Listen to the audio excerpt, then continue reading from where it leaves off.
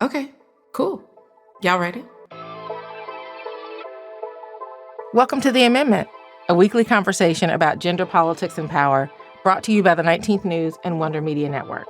I'm your host, Erin Haynes. So when it comes to democracy, we've got a lot of unfinished business.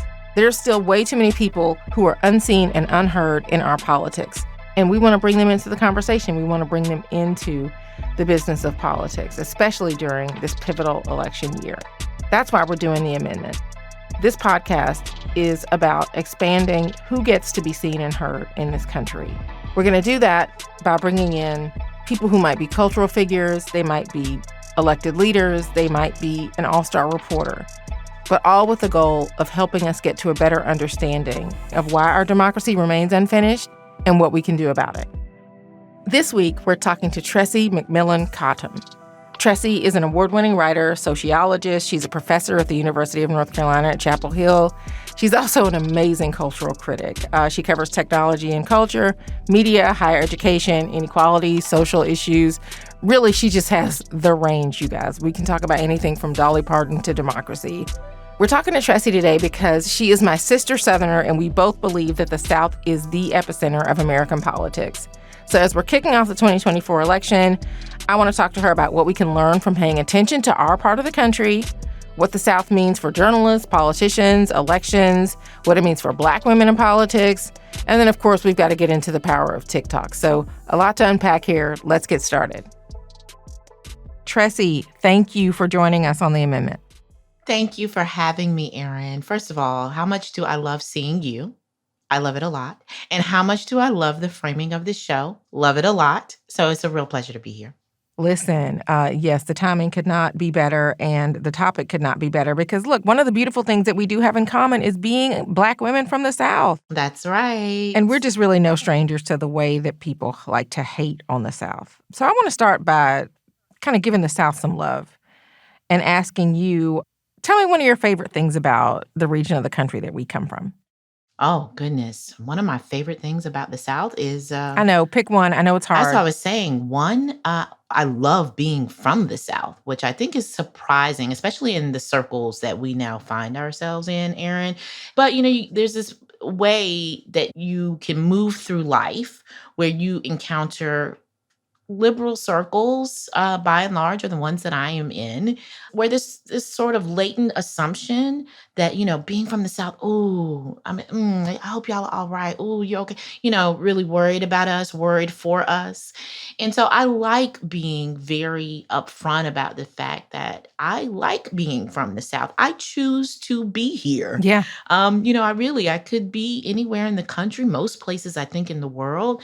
And I choose to be in the South because I enjoy the experience. So on a personal level, I like to say to people when they're confused about that I exist in the South. I am legible as a person in the South. And what that means for me in my daily life is that when I walk around, there are people who can see the fullness of me. Yeah. Right? They can see race and class and gender and sexuality and religion and all of those complexities, those sort of shades of gray that happens with multifaceted identities.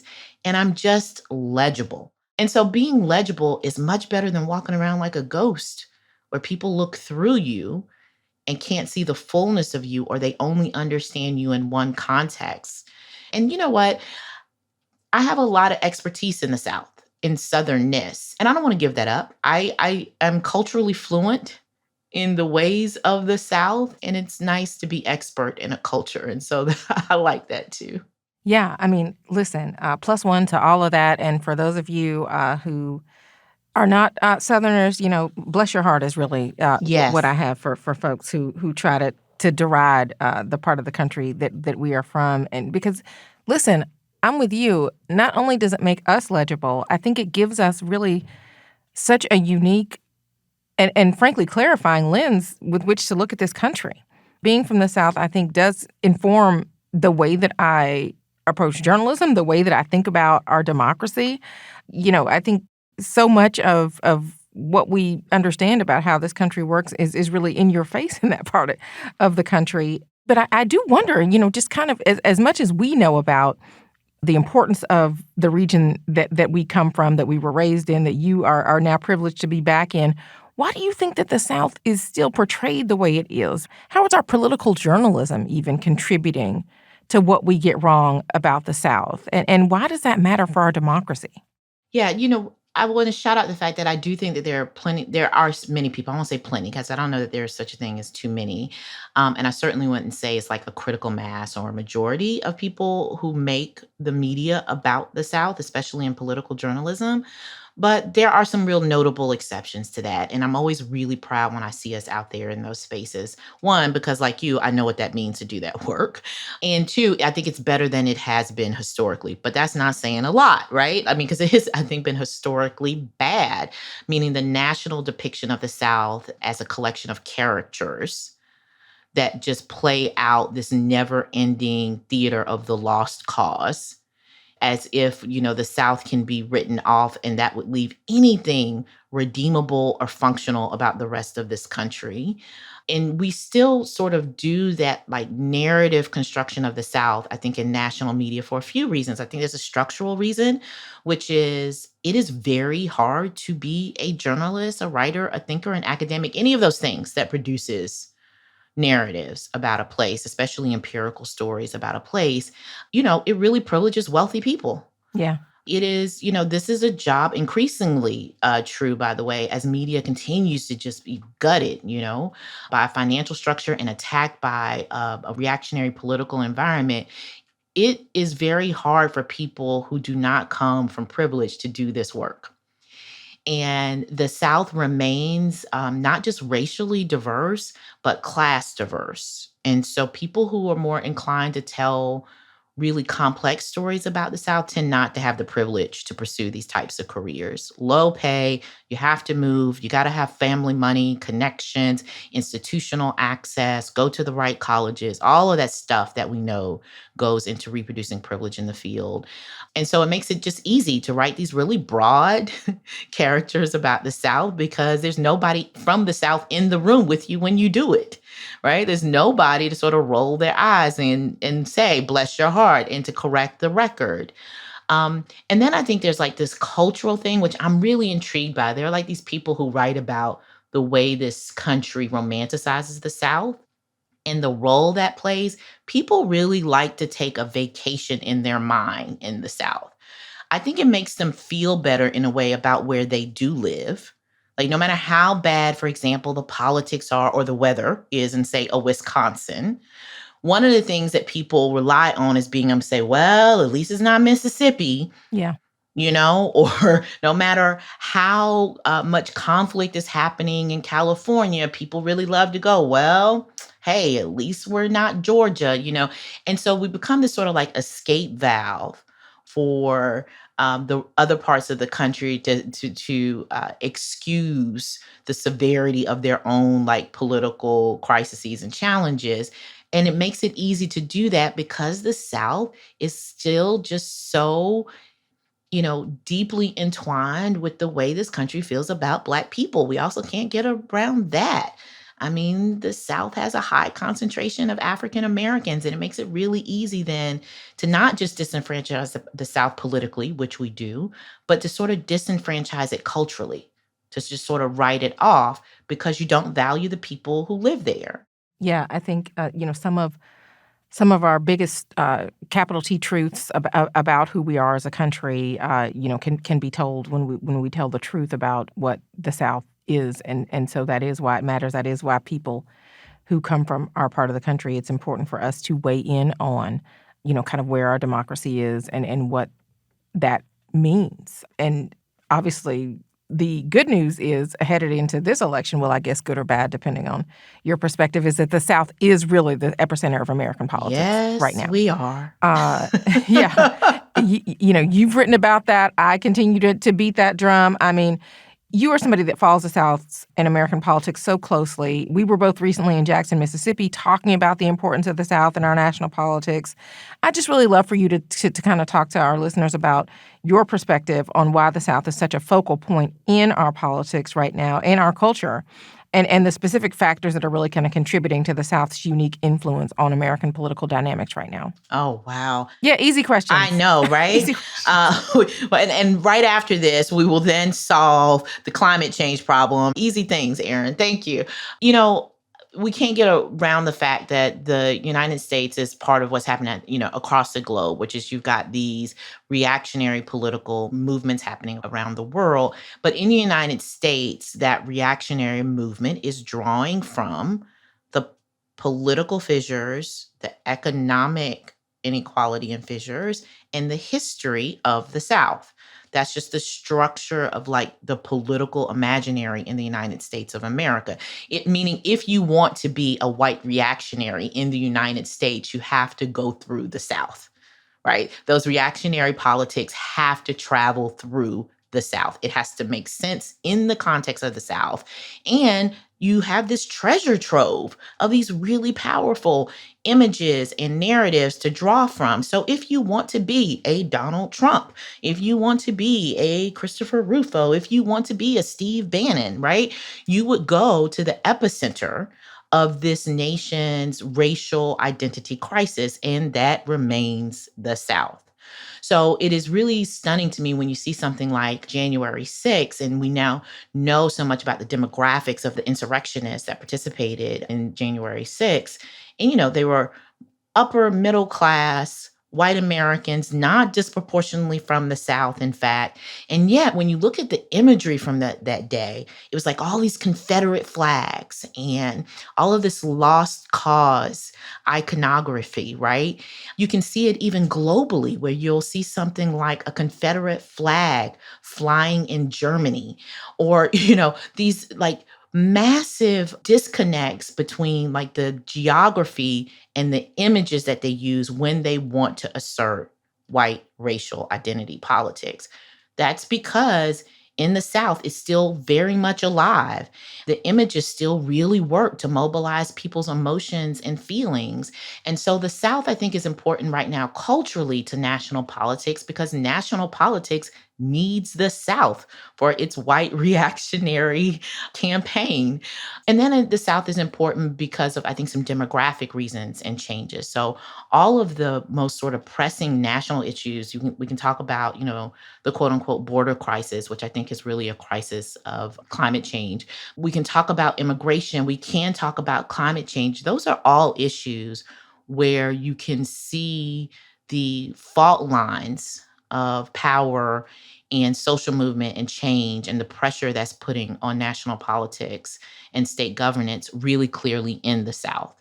So I think there's a reason why those ideas are really powerful in the South, right? Why you have such strong anti-immigration sentiment, for example, because what's happening economically within the South makes it a really powerful story to tell people that, this is your problems are because of immigrants. Your problems is because we won't defend the border, right?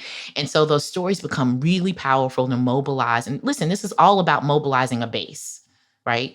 And it works extremely well to mobilize a base across the South because those stories seem so familiar to so many Southerners.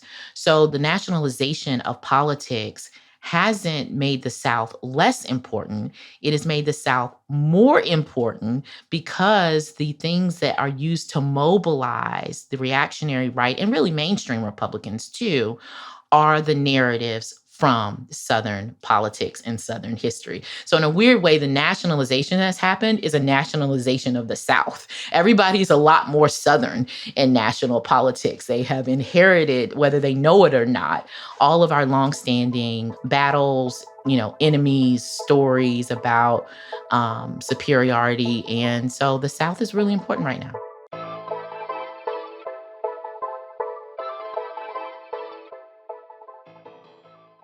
The future of America is in your hands.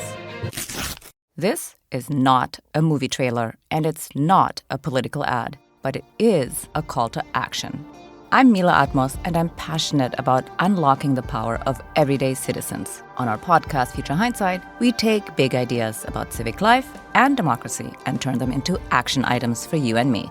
Every Thursday, we talk to bold activists and civic innovators to help you understand your power and your power to change the status quo. Find us at futurehindsight.com or wherever you listen to podcasts. Yeah, I mean, Tressie, what you're saying is so important, and even listening to you right now, it really is so clear that as we look at 2024, as we look at kind of where our democracy is and where it is going, so much of that is about the myths and the realities of the South colliding in this moment with the myths and the realities that we tell ourselves about this country right now. So I want to talk to you about the South Carolina of it all, because South Carolina played this huge role in 2020 after President Biden won there. That was his Lazarus moment. He's resurrected, and then he, marches through the South on Super Tuesday and pretty much locks it up. South Carolina has often been seen as this barometer for candidate viability, electability, right, and connecting with diverse voter groups. But then when it comes to one group of diverse voters, Black women, right, we've seen how we are often taken for granted. That is something that we're already seeing shaping up in 2024, where we have a narrative that is attempting to maybe even blame Black people, specifically Black men, but also saying, what are Black women going to do, as if we do not know exactly what Black women are going to do, by the way, what they have always done in every election. But why is that narrative persisting even in this year? What do we gain by really taking Black women's perspectives, viewpoints, input, and output seriously? Well, I think we always gain a better level of analysis. I stake my whole career on the single idea that if you assume that Black women are rational, you will become smarter. Like, that's literally just my whole thing. Not that we're always right, not that we aren't fallible, not that we don't have the same human impulses, but that we are driven by the same rationality, which is a way of saying that we are human. And that if you believe that, you will always be smarter. Your analysis will always be crisper. It will always be sharper. The South Carolina primary is an example of that. One of the reasons why the South Carolina primary is so important is that it's the first time where the candidates have to deal with the Black vote in a significant block, right? And so they have to move out of this sort of universal narrative that they are able to usually play at that point in the primary when they go through New Hampshire and et cetera. And by the time they get to South Carolina is when they have to start talking about particularities. It's when you have to say, you can't keep saying the story of, well, the economy is going great. When you get to South Carolina, no, you've got to face the reality that the economy isn't going great for everyone. And so now you have to start talking about race and class and gender and ability, and you have to do it with a voting bloc that is very aware of their material conditions.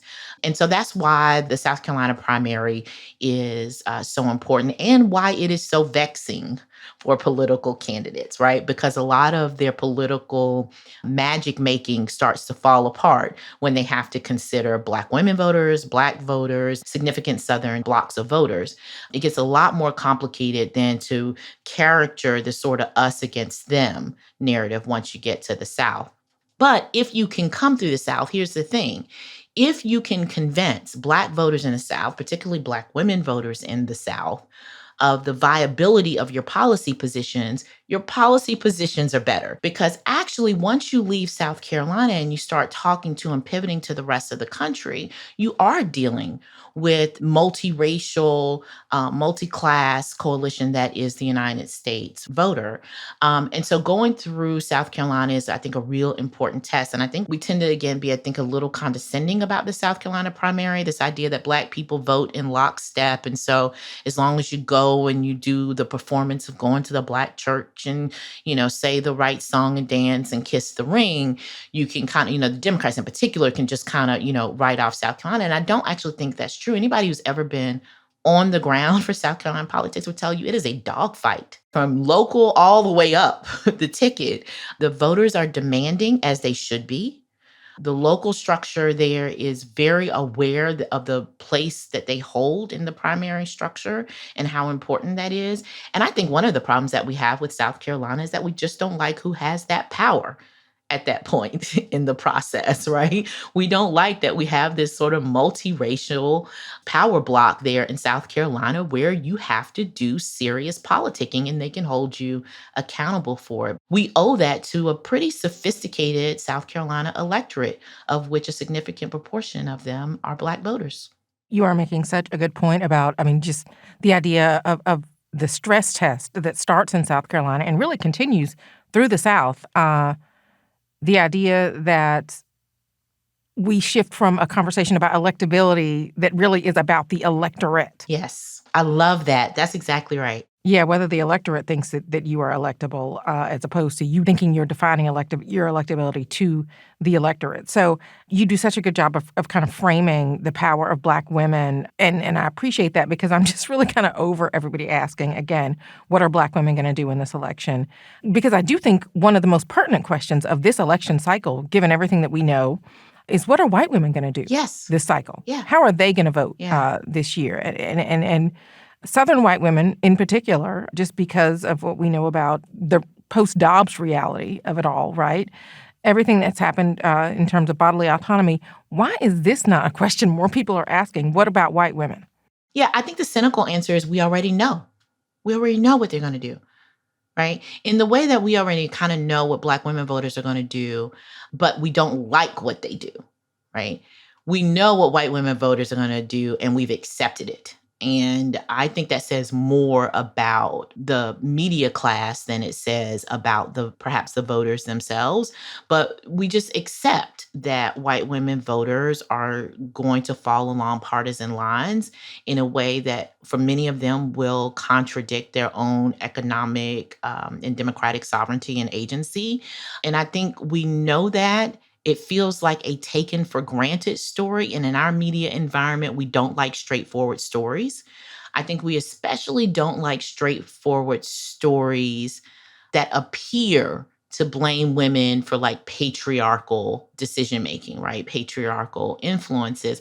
But the thing is, when you talk about structure, patriarchal problems is a structural thing that both men and women perpetuate.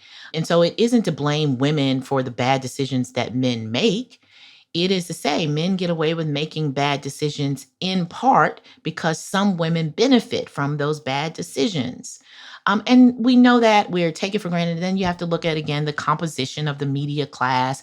And it would be like saying, asking people to write about themselves and to write about their mothers. And we saw this during the Trump presidency around issues of class, for example, and political partisanship. People really struggled with, for many of them, the first time thinking of themselves as having a political stake in their reporting. And so I think it is easier when you think about the composition of the media class for them to point out the limitations of what Black women voters do because they don't feel like that is a political position. They think it feels objective because it isn't their mother, it isn't their sister, it's not them, it's not, right? It doesn't feel like a reflection on them. And so it gets this sort of veneer of objectivity when it's aimed at Black women. But I think that's why you see such a different level of analysis when Black women political analysts are at the table. I pay attention to some of the Sunday news shows, and the different kind of takeaway you get about exactly that question based on the composition of who's around that table is always stunning to me.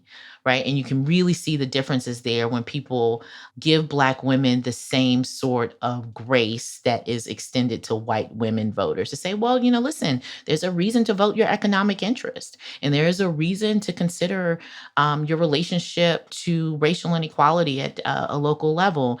And we may not necessarily always like what that leads to, but it's perfectly reasonable and rational given the political incentives. When that is extended to Black women, it's always shocking how much clearer the analysis is. And it's also shocking for how it is not the norm. Yeah. More grace for us and more scrutiny for them. Yes. I think that's only fair. Yeah, I agree. So can we talk about TikTok? We can talk about TikTok. Because look, especially in this digital society, you've got these social media platforms that are playing really a central role in shaping public discourse, you and your TikTok included. So how do you think about how TikTok has changed how conversation happens and really Do you think that TikTok has really kind of forced people to take Black women voters more seriously? Does TikTok force us to kind of consider Black women more?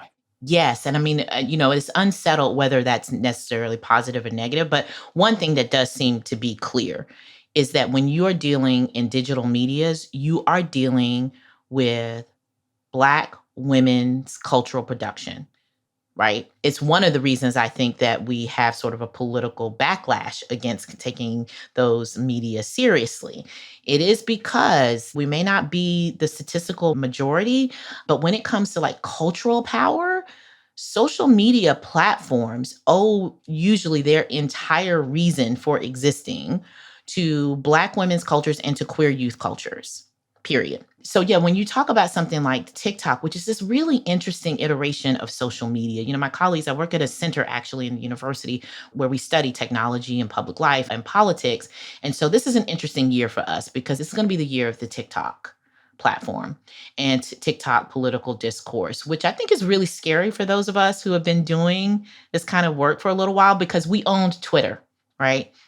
And we understood Twitter's intervention in the political discourse. We don't know yet what TikTok's intervention is. I can tell you that we're starting to get a taste of it. The extent to which political influencers on TikTok are shaping a counter narrative in the media about everything from whether or not we are in a recession, despite the macroeconomic data. It is TikTok political influencers who said, hey, no, there's still people out here struggling, and you can't say that the economy has recovered when food is still high or when housing costs are still high. We're seeing it around the conflict in Israel and Gaza. Political influencers have completely interjected a counterframe to, I think, the dominant media narrative about that conflict. And it has caught, by the way, I think, elected politicians by surprise. And so the speed with which that can happen, the counterframing that can happen, driven so much by Black women's, not just discourse on there as influencers, but by what Black women make meaningful as the stakes of the debate. So the Black women on TikTok may not always benefit from being the biggest influencers. And there are questions about whether that's the algorithm, whether that's about racial and gendered biases among the people who watch the TikToks and they don't like it as much when it's Black women influencers. But despite that, what Black women decide is important to talk about shapes what the other influencers talk about. And that is a really, really big deal. So one of the things I'm paying attention to is that the primaries, I will be interested to see how the coverage in mainstream traditional media differs from the coverage on TikTok and how much that influences, especially the youth vote, where we now know among young voters, they get the majority of their political news from social media platforms and trust them more. Trust those platforms more, trust those political influencers more than they do mainstream journalists. And that's a challenge of not just for politicians, but by those of us who think we can kind of control the media narrative. No, that's such a good point. And also just for journalists, not being so arrogant as to think that there's not something that we can learn from what is happening on TikTok. I mean, there are storylines that are unfolding on TikTok that we could pay attention to. And there is, frankly, just the small d democratization of our politics that is happening, it feels like, on TikTok each and every day. So I don't know, Tressie, you may have convinced me to go from lurker to participant. Oh, I wouldn't go that far because I do think it is the wild, wild west on there. I will tell you, I don't know. I will say I it is not for the weak, okay? Good to know. That is definitely the case. I do think it is worth watching, however. I say to my colleagues and my peers, I think it is worth watching, just like you maybe sometimes turn on the news network that isn't your favorite because you kind of need to know what's going on over there. I think TikTok has matured to that point where you do need, if you're going to consider yourself an informed person, having some awareness of what the top line stories, as you said, those narratives that are being written, what those are. I think it's going to be important to how this election is covered. Well, I always listen to you, Tressie, and I will certainly listen to you on that note. Oh my gosh, this has been so fun. I, as usual, have enjoyed talking all things Southern with you and am just really happy that we get to kind of share the, the text thread with our amendment audience. So thank you so much for hanging out with us here. And let's stay in touch as we continue to watch what happens in 2024 and see what the South has to say about this country. Absolutely. It is always my pleasure. And I think there's going to be a lot to say. So we should probably, keep that text thread going. Thanks for having me. So now I want to introduce you guys to a part of the program called the Asterisk. If you're new to the 19th, you may have seen our logo. We are named for the 19th Amendment, but there is an asterisk at the end of our logo, and that asterisk is in recognition of the Black women who were frankly thrown under the bus when the 19th Amendment was passed in 1920, and white women literally stepped over us to get their access to the franchise. So the asterisk denotes that omission, but it is also kind of a North Star for us to think about who remains unseen and unheard in our democracy, the questions that we still are not asking, the things that we still are not thinking about. It's kind of our shorthand for trying to capture all those things so that we are leaving behind a more honest and accurate record of who and where we are as a country. So on the amendment, we're going to use this time to talk about something that I'm thinking about that has been left out in our conversation from the previous week. That could be stories that are lacking a lens on race or gender, and there are many. It could be an undercovered story because Lord knows there are enough of those. And then maybe stuff that you've seen even in my social media that I want to kind of point out and amplify. So for this week's Asterisk, I think what I want to get into is the Black women who are attempting to hold former President Donald Trump accountable and the headlines that they were and were not making last week. So you had former President Trump back in a courtroom in New York where he was facing charges of fraud brought by Attorney General Tish James. And then down in Georgia, you had a hearing related to the election interference case that was brought by Fani Willis, the district attorney in Fulton County, Georgia, who is prosecuting Trump and a variety of people who are accused of helping him try to pull off a scheme to overturn the results of the 2020 election. And so as part of that case, the attorneys for one of the defendants in the Georgia case accused Fani Willis of an improper relationship with the special prosecutor in that case, saying that she financially benefited from appointing this prosecutor who she had a romantic relationship with. So while both of these, kind of legal proceedings were going on in these two different cases in these two different states, there was one that got a lot of attention, and there was one that, frankly, I felt like barely got any attention. For those of you who were following along, I'm sure you saw on social media kind of the play-by-play of Fani Willis's explosive testimony in a Georgia courtroom as she attempted to clear her name. In the same week, you had, in the New York case, a verdict for hundreds of millions of dollars against former President Trump in a case brought by Tish James that, was effective in holding the former president accountable that really hardly got any coverage and certainly was not nearly as salacious or filled with kind of bombshell quotes or headlines, but was nonetheless pretty consequential in terms of the legal consequences and ramifications for the former president. And yet it seemed like the media was much more interested in kind of this explosive testimony from Fani Willis about her personal life, even as she is trying to kind of prosecute this case, than they were about recognizing that this Black woman prosecutor in New York had actually been successful at holding the former president accountable. Even thinking about, the Trump civil trial in New York with E. Jean Carroll, trying to hold Trump accountable for sexually assaulting her. And he was found civilly liable for that. But there was a lot of praise for E. Jean Carroll, and rightly so, as kind of a brave person who was a survivor.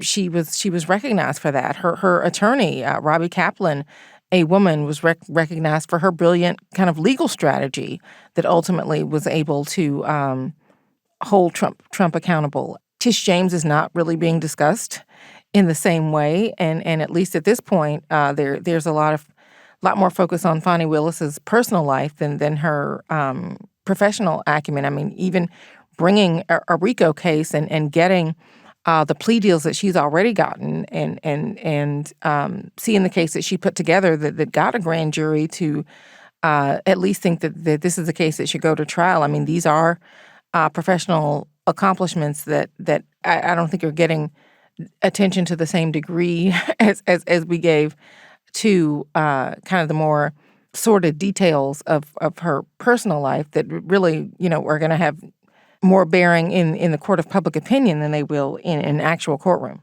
You had Fani Willis even saying in her own words, telling one of the defense attorneys at one point, "You think I'm on trial here. I'm not the one that's on trial. These defendants are on trial for attempting to steal the 2020 election." And that really kind of refocusing the hearing to what this entire case is really about. But I think it also relates to, the case that Tish James brought, despite whatever attacks the former president attempted to kind of lob against her, particularly personalized attacks on her as a Black woman, attempting to say that these allegations against him made him the victim of racism over and over again. I just wonder if there's not a way to cover both, Fani Willis and Tish James and their prosecution of the former president in a way that gives us a glimpse into who they are as people, but also who they are as prosecutors and their leadership as these Black women in really these pretty rare in history, potentially history-making roles. So that's my asterisk. Tish James and Fani Willis both very much making Black history this month. Thank you for listening. For the 19th News and Wonder Media Network, I'm Erin Haynes. Talk to you again next week. The Amendment is a co-production of the 19th News and Wonder Media Network. It is executive produced by Jenny Kaplan, Terry Rupar, and Faith Smith. Our head of development is Emily Rutter. Julia B. Chan is the 19th's editor-in-chief. The Amendment is edited by Jenny Kaplan, Grace Lynch, and Emily Rutter, and was produced by Adesowa Agbanao, Grace Lynch, Brittany Martinez, and Taylor Williamson, with production assistance from Lucy Jones, artwork by Aria Goodman. Our theme music was composed by Jay Lynn. I love my theme music.